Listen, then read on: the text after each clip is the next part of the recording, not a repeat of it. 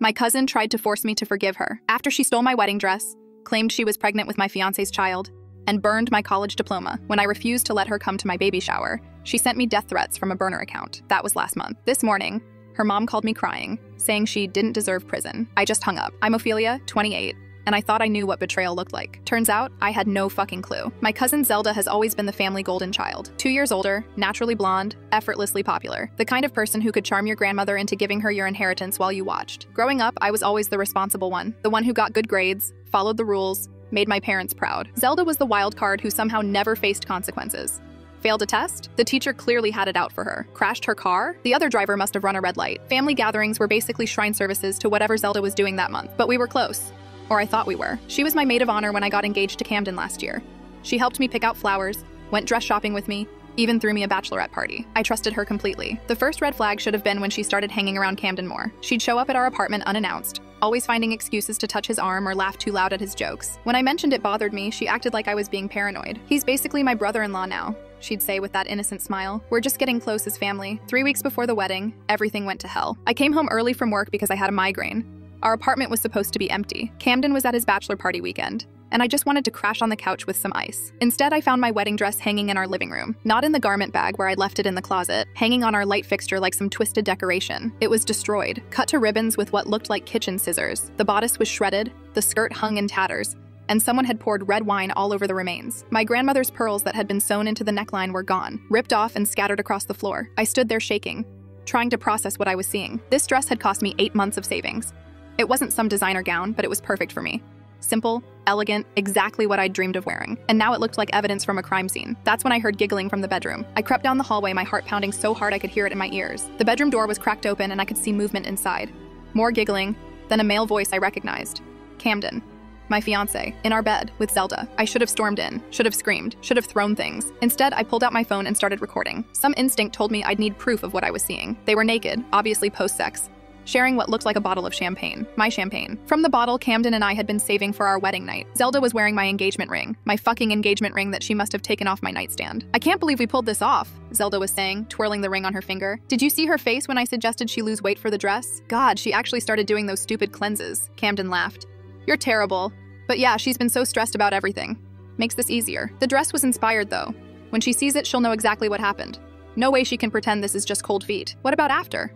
When people ask where I went, we stick to the plan. I'll say I came here to comfort you after she ran off. Poor Camden, abandoned at the altar by his crazy fiancé. Of course I had to console you.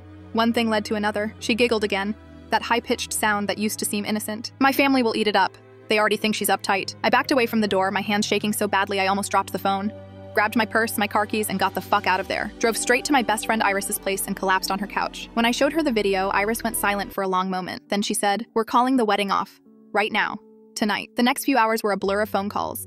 Canceling the venue, the flowers, the catering. My parents were devastated but supportive once they understood what happened. Camden's parents were harder to reach. They were apparently out of town, according to his mom's voicemail.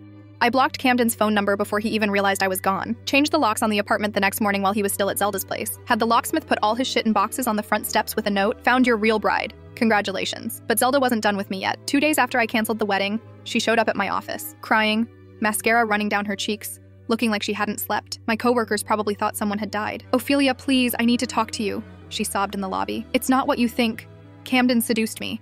I was drunk. I wasn't thinking clearly. You have to forgive me. We're family." I stared at her, actually stared, like she was speaking a foreign language. "You destroyed my wedding dress," I said quietly. "You fucked my fiancé in my bed. You wore my ring while you planned how to humiliate me, and now you want forgiveness?" It was a mistake. I was confused about my feelings. Camden took advantage of me when I was vulnerable. You know how I get when I drink too much. The office lobby had gone quiet. Everyone was watching this soap opera unfold during their lunch break. "Get out," I said. "Ophelia, please. Get the fuck out of my building before I call security." She left, but not before hissing, "This isn't over. You can't just cut family out forever." She was right about one thing. It wasn't over. A week later, I got a call from my mom. Zelda had told the entire family that I'd gone crazy with wedding stress and accused her of things she never did, that I'd destroyed my own dress in some kind of breakdown and was now blaming her to avoid embarrassment. She'd spun this whole story about trying to help me through my mental health crisis and getting attacked for it. Half the family believed her. My Aunt Coral, Zelda's mom, actually called to suggest I get therapy, said Zelda was worried about me and just wanted to help heal the family rift I'd caused. What rift I caused? I asked. Did she mention she was fucking Camden? Ophelia! Language! And no, she said you made up that story because you couldn't handle the stress of getting married. Honey, maybe you should talk to someone professional. I hung up on her. Camden tried reaching out through mutual friends, sent messages saying Zelda had manipulated both of us, that he realized he'd made a huge mistake, that he wanted to work things out. I blocked every number he used and every social media account, changed my email address, made it clear I wanted nothing to do with either of them. But Zelda kept trying. She showed up at my apartment building, left flowers outside my door with notes about healing and moving forward as family, sent friend requests from fake social media accounts, had her friends reach out to my friends asking about me. The breaking point came 2 months after the wedding that never happened. I was finally starting to feel normal again, had gone back to my regular routine, was seeing a therapist to work through the betrayal, even went on a few dates. Life was moving forward. Then I came home to find my apartment had been broken into. Not robbed, nothing valuable was missing, but someone had gone through everything. My bedroom drawers dumped out, papers scattered everywhere, photos torn down from the walls, and in the middle of my living room floor, they'd left a pile of ashes. It took me a minute to realize what I was looking at. Then I saw the corner of my college diploma frame, partially burned but still recognizable. My bachelor's degree, 4 years of work, student loans I was still paying off, the thing I was most proud of accomplishing. Someone had stolen it from my wall and burned it in my living room. I called the police. They took a report, dusted for fingerprints, but said without evidence of who did it, there wasn't much they could do. Probably just a random break-in, they said. Kids messing around. But I knew it wasn't random. The only things that had been destroyed were personal items. Photos of me with friends, my degree, a journal I'd been keeping. Someone who knew me had done this. Someone who wanted to hurt me specifically. My landlord installed new locks and a security system. I filed a police report and got copies of my diploma from the college, but the message was clear. Nowhere was safe. 3 days later, Zelda posted on Instagram a photo of her and Camden at some restaurant, his arm around her, both of them smiling at the camera. The caption read, "Sometimes love finds you in unexpected places. Grateful for second chances and new beginnings. Blessed, true love, family, is everything." The comments were sickening. Family members congratulating them, saying how happy they looked together, how they were meant to be. A few people asked about me, but Zelda responded that I was going through some things, and they were sending love and prayers for my healing. I screenshot everything before she could delete it. Evidence of their timeline, their public relationship, the way they were rewriting history to make themselves the victims. That's when I decided to go nuclear. I created a group chat with every family member I had contact info for, sent them the video I'd recorded of Zelda and Camden in my bed, along with screenshots of her Instagram post with timestamps. Added a message. Since Zelda is publicly celebrating her relationship with my ex-fiancé, I thought the family should see how it really started. This was filmed 3 weeks before my wedding, in my apartment, while she was supposed to be my maid of honor. Make your own judgments about who's been lying. Then I muted the chat and went to bed. My phone exploded overnight. Hundreds of messages, missed calls, voicemails. When I finally looked the next morning, the family group chat was a war zone. People taking sides, demanding explanations, accusing each other of enabling or judging. Aunt Coral had sent me 17 individual texts, starting with denial and ending with threats. The last one read, "You vindictive little bitch. How dare you try to destroy my daughter's happiness? Delete that video or I'll make you regret it." I forwarded her threats to the police detective handling my break-in case, but the family damage was done. Half of them cut contact with Zelda and Camden completely. The other half doubled down on supporting them, claiming the video was somehow fake or taken out of context. Thanksgiving was canceled. Christmas was split into 2 separate celebrations that I skipped entirely. I thought that would be the end of it. I'd exposed the truth, cut off the toxic people, and could finally move on with my life. I was wrong. In January, I met Phoenix. He was a friend of Iris's boyfriend, a software developer who made me laugh and didn't mind that I had trust issues. We took things slow, but by spring we were officially dating. By summer, we were talking about moving in together. Phoenix knew the whole story about Zelda and Camden. He'd seen how the betrayal affected me, helped me work through the anxiety and paranoia that came after. When I finally felt ready to be vulnerable again, he was patient and understanding. We got engaged in September. Nothing fancy, just a quiet proposal at the beach where we'd had our first real date. I didn't want a big wedding after everything that had happened. Just something small with people who actually cared about us. The first person I called was Iris. The second was my mom. I posted a simple announcement on social media, a photo of the ring with "said yes to my best friend." Within an hour, Zelda had commented, "Congratulations! So happy you found someone who makes you smile again. Can't wait to celebrate with you." I deleted her comment and blocked her account immediately, but the fact that she was still monitoring my social media made my skin crawl. 2 weeks later, I found out I was pregnant. Phoenix and I had been careful, but apparently not careful enough. We weren't planning on kids this soon, but we were both excited. Scared, but excited. This felt like the final piece of healing from everything that had happened. A new chapter, a new family, a new start. We decided to wait until the second trimester to tell people, just to be safe, make sure everything was developing normally. But when we hit 12 weeks and got the all clear from the doctor, we started making announcements. That's when Zelda struck again. I was at work when my phone started buzzing with calls from family members. My mom, my dad, Aunt Lily, even my great-uncle Roman, who never calls anyone. All of them sounding confused, concerned, asking if I was okay. Finally, I answered my mom's 5th call. "Honey, what's going on? Coral just called me saying Zelda's in the hospital. Something about a miscarriage? And she's saying the baby was Camden's?" My blood went cold. "What are you talking about?" "Zelda posted something on Facebook about losing a baby and needing family support, but she's also claiming you've been harassing her?" I'm so confused. I hung up and immediately went to Facebook. Zelda had posted a long emotional status update about suffering a miscarriage at 12 weeks. She talked about how devastating it was to lose Camden's baby, and how she needed love and support from family during this difficult time. But buried in the middle of the post was a paragraph about how I'd been sending cruel messages about her pregnancy, saying horrible things about her relationship with Camden, and making her stress levels dangerous for the baby. She implied that my harassment had contributed to the miscarriage. The comments were already pouring in. Family members sending condolences, expressing outrage at my alleged behavior, demanding I apologize for bullying a grieving mother. I screenshot everything before she could edit or delete it. Then I called Phoenix. "We need to talk to a lawyer," I said. "Now." The lawyer's name was Sable, and she specialized in defamation and harassment cases. After reviewing Zelda's posts and the timeline of events, she was blunt. "This woman is escalating. The false pregnancy claim combined with blaming you for a fictional miscarriage is crossing into serious legal territory.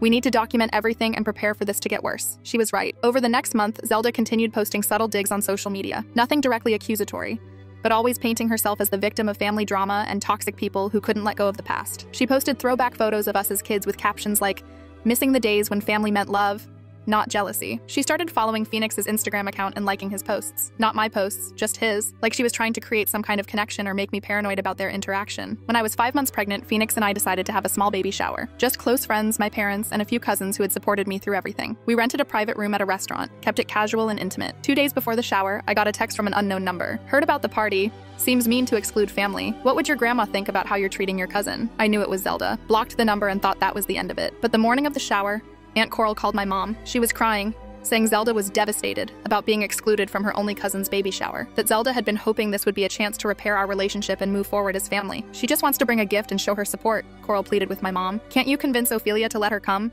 It's been almost a year.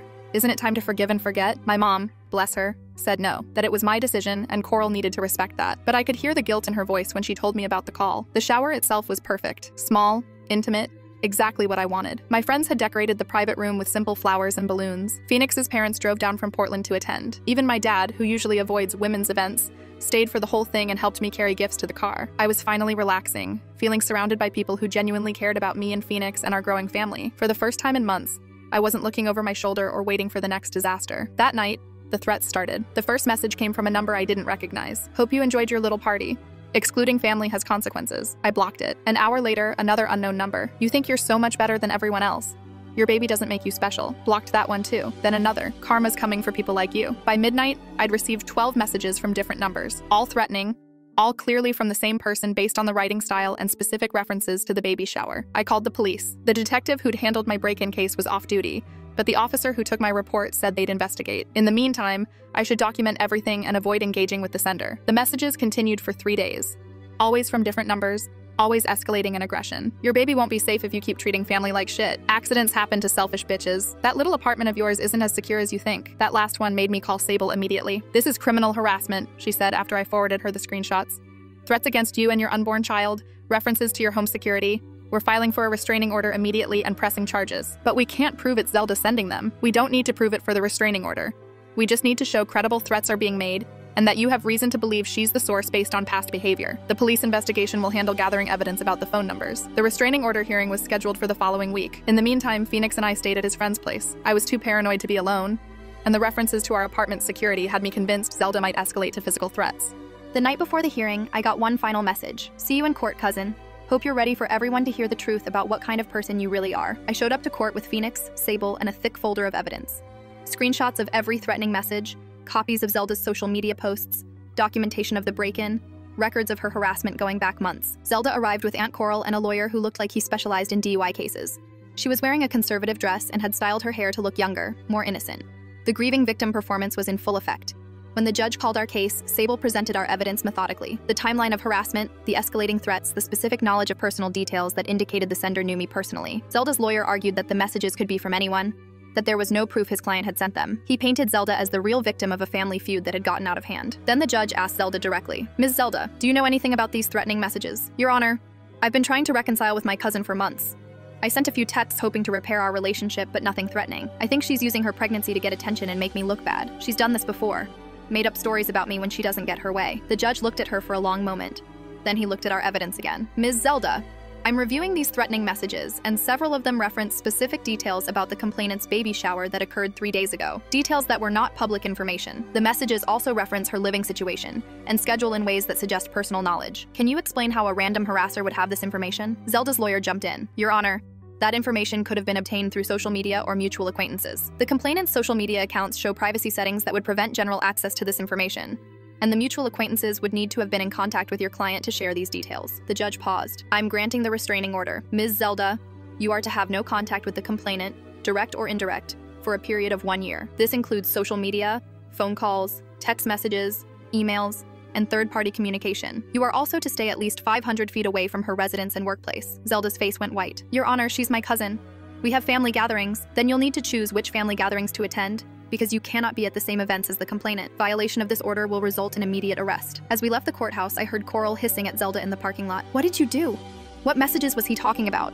You said you only sent her a few texts. I didn't stick around to hear Zelda's answer. The restraining order gave me some peace of mind, but I knew it was just a piece of paper. If Zelda really wanted to hurt me, she'd find a way around it. I was right to be worried. 2 weeks later, Phoenix came home from work looking grim. We need to talk, he said, setting his laptop on the kitchen table. What's wrong? Someone's been calling my office, asking questions about me. About us. My boss pulled me aside today because HR got a complaint. My heart sank. What kind of complaint? Phoenix opened his laptop and pulled up an email. Someone reported that I'm in a relationship with a mentally unstable woman who's been harassing her family members. They claim you've been making threats against your pregnant cousin, and that I should be aware of your dangerous behavior for the safety of my coworkers. I stared at the email. It was sent from a generic Gmail account, but the writing style was familiar. The way certain phrases were constructed, the specific details about our relationship timeline, the focus on painting me as unstable while claiming concern for others. This is Zelda, I said.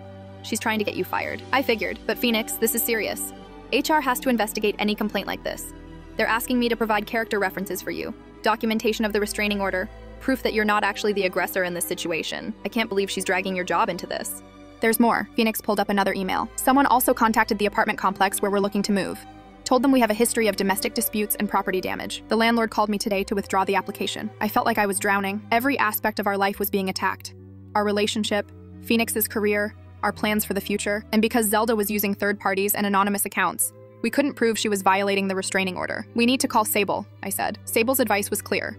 Document everything, report it to the police as harassment through third parties, and prepare for this to get worse before it got better. She's escalating because the restraining order backed her into a corner, Sable explained. People like this don't just stop. They find new ways to exert control and cause damage. We need to be proactive about protecting yourselves. Over the next month, the attacks continued. Someone created fake social media accounts using my name and photos, posting inflammatory content designed to make me look unstable. Phoenix's coworkers started getting friend requests from these accounts. My own workplace received an anonymous email claiming I'd been embezzling money to fund a gambling addiction. Every accusation was easily disproven, but they created chaos and stress. I was spending more time defending myself than living my life. The pregnancy became secondary to constantly watching over my shoulder, waiting for the next attack. When I was 7 months pregnant, things took a darker turn. I was grocery shopping when a woman I didn't recognize approached me in the produce section. She was maybe 40, dressed in business casual, with the kind of confident smile that immediately made me wary. "Excuse me, are you Ophelia?" she asked. "Who's asking?" "I'm Janet, from Child Protective Services. I was hoping we could chat for a few minutes about your upcoming arrival." My blood went cold. CPS. Someone had called Child Protective Services on me. "I'm sorry, is there some kind of problem?" I managed to ask. "We received a report expressing concern about your mental health and your fitness to care for a newborn. Nothing formal at this point, just a wellness check. The caller was worried about your history of harassment and unstable behavior." I wanted to scream. Instead, I took a deep breath and said, "I'd like to call my lawyer before we discuss anything." Janet handed me her card. "Of course, that's your right, but I do need to schedule a home visit before the baby arrives. Just standard protocol when we receive reports like this." I left my grocery cart in the produce section and drove straight to Sable's office. "This is beyond harassment now," Sable said after I explained what happened. "Calling CPS with false reports is a felony. We're going to nail her for this, but they're going to investigate me. What if they decide I'm unfit? What if they take my baby? That's not going to happen. You have no criminal record, a stable relationship, steady employment, and prenatal care documentation showing you're taking excellent care of yourself and the baby. But we need to be strategic about how we handle this." Sable helped me prepare for the CPS home visit. We gathered financial records, medical records, character references from friends and employers, documentation of the harassment campaign, and proof of the restraining order. When Janet arrived at our apartment the following week, we were ready. The visit lasted 2 hours. Janet interviewed Phoenix and me separately, toured our apartment, reviewed our documentation, and asked detailed questions about our plans for childcare, financial stability, and support systems. At the end, she was apologetic. "It's clear that whoever made this report was either misinformed or deliberately trying to cause problems for you. There's absolutely no evidence to support any of the claims. I'll be closing this case immediately and noting that the report appears to have been made in bad faith. What happens to whoever called it in? That depends on whether you want to press charges for filing a false report. The call came from a burner phone, but we have the recording. If your lawyer can establish who made it, we'd be happy to cooperate with the prosecution." That afternoon, I got a text from an unknown number. "Hope you enjoyed your little visit from CPS. Next time they might not be so understanding." I screenshot it and sent it straight to Sable and the police detective. This was the proof we needed that Zelda was violating the restraining order through third parties. But instead of making me feel vindicated, it made me terrified. If she was willing to call CPS on me while I was pregnant, what would she do after the baby was born? I was 34 weeks pregnant when everything exploded. Phoenix and I were at home watching Netflix when my phone started ringing. My mom, my dad, Aunt Lily, Iris, even Phoenix's sister, all calling within minutes of each other. I answered my mom's call first. "Honey, are you okay? Coral just called me hysterical. She's saying Zelda's been arrested? Arrested for what? Something about stalking and harassment, but she's also saying you made false accusations to get revenge. I don't know what to believe. What's going on?" I looked at Phoenix, who was already pulling up local news on his laptop. "Mom, I'll call you back." Phoenix found the story first. Local woman arrested on multiple felony charges, including stalking, harassment, filing false reports, and violating a restraining order. The news article didn't name Zelda specifically, but it mentioned charges related to a months-long harassment campaign against a family member. My phone was buzzing with a call from Detective Rodriguez, the officer who'd been handling my case. "We got her," he said when I answered. "Phone records, IP addresses, witness statements. She got sloppy with the CPS call, used a burner phone she'd registered with fake information, but the cell tower data puts her at the location where the call was made. We also traced several of the anonymous social media accounts back to her home IP address." What does this mean? It means she's looking at serious prison time if convicted. Stalking with threats is a felony. Filing false reports to CPS is a felony. Violating a restraining order is a felony. Her lawyer's probably going to push for a plea deal, but she's facing at least 2 to 5 years even with good behavior. I should have felt relieved. Instead, I felt exhausted. Almost a year of harassment, threats, and psychological warfare, and it was finally over. But the damage was already done. The stress, the paranoia, the constant fear, that wasn't going to disappear overnight. That night, Aunt Coral called me directly. Her voice was shaky, desperate. "Ophelia, please. I know Zelda made mistakes, but she's my daughter. Can't you find it in your heart to forgive her? Drop the charges? She's learned her lesson. Prison will destroy her." "She called CPS on me while I was pregnant," I said quietly. "She tried to get my baby taken away before it was even born. She threatened my child's safety. She was just angry and confused. She didn't mean any of it. You know how she gets when she's emotional." "No, Coral. I know how she gets when she doesn't get her way. There's a difference. Please, I'm begging you. Think about family. Think about forgiveness. Your grandmother always said." I hung up on her. The next month was a whirlwind of legal proceedings and media attention. Zelda's arrest had made local news, and since I was visibly pregnant when I appeared in court for hearings, the story took on a life of its own. "Pregnant woman stalked by jealous cousin" was apparently clickbait gold. Zelda's lawyer tried every angle. She was mentally ill and needed treatment, not prison. She was the real victim of a family feud that had gotten out of hand. The evidence was circumstantial, and she was being railroaded by a vindictive cousin with a history of making false accusations. But the evidence was overwhelming. Phone records, IP addresses, witness statements from Phoenix's co-workers and my landlord, the CPS recording, months of documented threats and harassment. The prosecutor was confident it was a slam-dunk case. I gave birth to my daughter Sage when I was 38 weeks pregnant. She was perfect. 8 pounds, healthy, with Phoenix's dark hair and my stubborn chin. After everything we'd been through, holding her felt like a miracle. Phoenix and I had decided not to announce her birth on social media. We wanted a few days of peace, just the 3 of us, before dealing with the outside world. We sent photos to close family and friends, but kept everything else private. That lasted exactly 48 hours. I was still in the hospital when the nurse knocked on my door. "There's someone here who says she's your cousin. She has flowers and wants to visit the baby." My blood ran cold. What does she look like? Blonde? Maybe 30? She seems really excited to meet her new cousin. "Call security. Now. That woman has a restraining order against her and is not allowed to be here." The nurse's face went pale. "I'll call them immediately. Should I notify the police too?" "Yes. And move us to a different room. One that requires keycard access." 20 minutes later, Detective Rodriguez called me. "Zelda's been arrested again, violating the restraining order, attempted contact, and trespassing. Her bail's been revoked. She's staying in jail until trial." "How did she even know we were here?" "Hospital records are public information if you know where to look. But she also had a baby carrier with her and was telling staff she was there to pick up her newborn niece. The nurses thought she was confused about visiting hours, not that she was violating a court order." That night, while Phoenix slept in the uncomfortable hospital chair and Sage dozed in my arms, I made a decision. We were moving, far away from this toxic situation, somewhere Zelda couldn't find us even after she got out of prison. Phoenix had been offered a job in Seattle months earlier. He'd turned it down because I didn't want to leave my family and friends. But sitting in that hospital room, watching my baby sleep and knowing Zelda had been 20 feet away from her, I realized my daughter's safety was more important than staying close to people who couldn't protect us. When Phoenix woke up, I told him about the Seattle job. "Are you sure?" he asked. "It's a big change, starting over somewhere new." "I'm sure. I want Sage to grow up somewhere safe, where she doesn't have to worry about her psychotic aunt showing up at her school or her birthday parties, where we can just be a normal family." "What about your family? Your mom will be devastated." "My mom will understand, and the family members who matter will stay in touch. The ones who matter will support our decision to protect our daughter." 2 weeks later, Phoenix accepted the Seattle job. We found a rental house online, hired movers, and started the process of relocating our entire life. It felt simultaneously like running away and like taking control. Zelda's trial was scheduled for 6 months later. I would have to fly back to testify, but at least we'd be settled in our new life by then. The day before we moved, I got one last message from an unknown number. "Running away won't change what you are. I'll find you eventually." I screenshot it, sent it to Detective Rodriguez, and blocked the number. Then I turned off my phone and focused on packing the last boxes. Seattle turned out to be everything we'd hoped for. The job was perfect for Phoenix. The city was beautiful, and nobody knew our history. We could introduce ourselves as a normal young family without having to explain the restraining orders and criminal cases. Sage thrived in the new environment. She was an easy baby, sleeping well and hitting all her milestones early. Phoenix and I settled into a routine that felt peaceful in a way I'd forgotten was possible. My mom visited when Sage was 3 months old. She cried when she saw how relaxed I looked, how happy our little family was. "I'm sorry we didn't do more to stop this earlier," she said while holding Sage. I kept thinking Zelda would come to her senses, that family should stick together. I didn't realize how bad it had gotten until the arrest. You couldn't have known. She's good at manipulation. She had me fooled for years, too. Do you think you'll ever come back, after all this settles down? I looked out the window at the Seattle skyline, then down at Sage sleeping peacefully in my mom's arms. I don't know, maybe someday, but not while she's still a threat. Zelda's trial happened while we were settling into our new life. I flew back to testify, spending 2 days in court recounting the timeline of harassment and threats. It was exhausting but necessary. The jury deliberated for less than 4 hours. Guilty on all counts. Zelda was sentenced to 3 years in prison with 5 years probation after release. She would have to complete a mental health evaluation and anger management counseling. The restraining order was extended to 10 years and would include Sage. As they led her away in handcuffs, she looked directly at me and mouthed, "This isn't over." I flew back to Seattle that night and tried to put the whole experience behind me. For 8 months, life was normal. Phoenix loved his job, Sage was growing into a curious, happy toddler, and I'd found work with a small marketing firm that let me work mostly from home. We bought a house in a quiet neighborhood with good schools and friendly neighbors who didn't know anything about our past. Then Coral called. "Ophelia, I know you don't want to hear from me, but I need to tell you something important. Zelda's getting out early.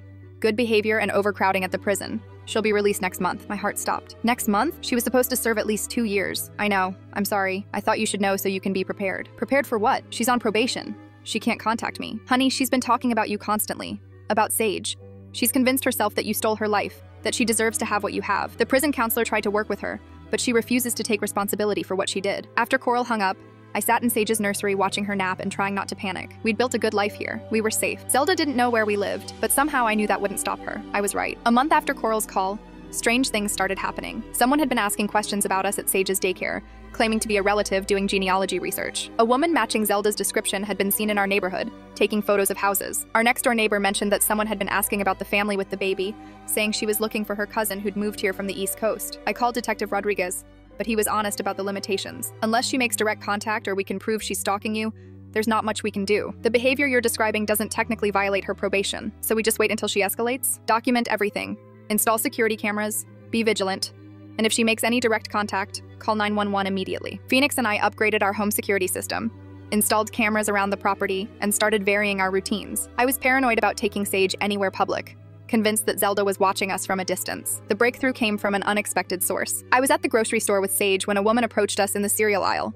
She was maybe 50, with graying hair and worried eyes. "Excuse me, are you Ophelia? I think we need to talk." I instinctively pulled Sage's stroller closer to me. "Who are you?" "I'm Dr. Patricia Wesley. I was Zelda's counselor in prison. She's been released to a halfway house here in Seattle, and I'm concerned about her fixation on you and your daughter. You're allowed to tell me this?" She signed a release allowing me to contact potential victims as part of her therapy. She thought it would help her case if I spoke to you about reconciliation, but after working with her for 2 years, I'm worried about her intentions. Dr. Wesley suggested we sit in her car to talk privately. What she told me made my blood run cold. Zelda has constructed an elaborate fantasy in which she's the real victim of your family situation. She believes you've stolen her life, her fiancé, her family relationships, her chance at happiness. She's convinced that if she can get custody of Sage, she can finally have the family she deserves. Custody? What are you talking about? She's been researching parental rights, family law, ways to prove that you're an unfit mother. She's talked about calling CPS again, about documenting any evidence of neglect or abuse. She seems to believe that if she can prove you're unstable, she could petition for guardianship as a family member. That's insane. She has no legal rights to my daughter. I know that, and you know that. But Zelda doesn't see it that way. In her mind, she's Sage's real aunt, the stable family member who needs to rescue this child from her unstable mother. Dr. Wesley handed me a card with her contact information. I've documented my concerns with her probation officer, but I wanted you to be aware of the specific threat. She's been planning this for months. That night, Phoenix and I made another difficult decision. We were leaving Seattle. Phoenix's company had offered him a position in their London office months earlier. We declined because we were just getting settled, but now it seemed like the perfect escape. An ocean between us and Zelda felt like the minimum safe distance. The international move took 6 weeks to organize. During that time, I was constantly looking over my shoulder, checking and rechecking our security system, barely sleeping. But there were no direct incidents. If Zelda was watching us, she was being careful about it. 2 days before our flight to London, I got a call from Detective Rodriguez. "Zelda's been arrested again. violation of probation, stalking, and attempted kidnapping. Attempted kidnapping? She was found outside Sage's daycare with a car seat, baby supplies, and forged custody documents claiming she had legal guardianship. The daycare staff recognized her from the photos you'd provided and called 911 when she tried to sign Sage out. I sank into a chair shaking. She actually tried to take my baby. She's going back to prison for the full remainder of her original sentence plus additional time for the new charges. And her probation violation means she'll serve every day of it.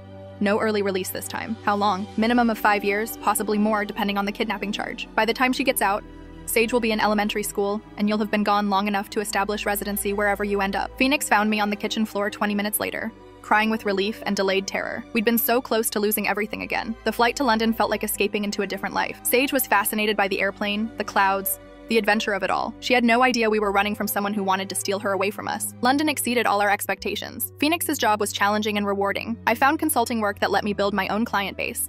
And Sage adapted to the move with the resilience that only small children possess. We found a flat in a family-friendly neighborhood, enrolled Sage in a brilliant nursery school, and slowly built a social circle that had no connection to our past. For 3 years, life was beautifully normal. Sage grew into a curious, confident little girl who spoke with a slight British accent and considered fish and chips a food group. Phoenix was promoted twice, I built a successful consulting business, and we started talking about having another baby. Zelda felt like a bad dream from another lifetime. Then this morning, my phone rang. The caller ID showed Coral's number, which I'd blocked years ago, but apparently needed to update on my new phone. I almost didn't answer, but something made me pick up. Coral was crying, hysterical, barely coherent crying. Ophelia, please, you have to help her. She doesn't deserve this. She's learned her lesson, she's changed, she's been getting therapy. Please don't let them send her away for so long. Coral, what are you talking about? Zelda, they're saying she might get 15 years because of the kidnapping charge. 15 years. She'll be almost 50 when she gets out. Her whole life will be over. I looked across our London flat at Sage, who was building a tower with blocks while humming to herself. My daughter, who had no memory of the woman who'd tried to steal her from a daycare center when she was barely 2 years old. Her life should be over, I said quietly. She tried to kidnap my child. But she's family. She's my daughter. Can't you find forgiveness in your heart? Can't you ask them to reduce the charges? Tell them she was just confused? That she didn't mean any harm? I thought about everything Zelda had put us through. The destroyed wedding dress, the burned diploma, the months of threats and harassment, the CPS calls, the attempt to ruin Phoenix's career, the violation of the restraining order, and finally, trying to take my baby from her daycare with forged documents. No, I said. Ophelia, please. I hung up on her. Then I blocked her number, made myself a cup of tea, and sat down on the floor next to Sage to help her build her tower even higher. Some people don't deserve forgiveness. Some people don't deserve second chances. And some people certainly don't deserve to have their victims advocate for leniency after years of escalating criminal behavior. Zelda made her choices. Every step of the way, she chose cruelty over kindness, revenge over reconciliation, and ultimately, attempted kidnapping over respecting boundaries. She can serve every day of her 15-year sentence. My daughter and I will be building a life that has nothing to do with her toxicity. And if Coral calls back, I'll hang up again.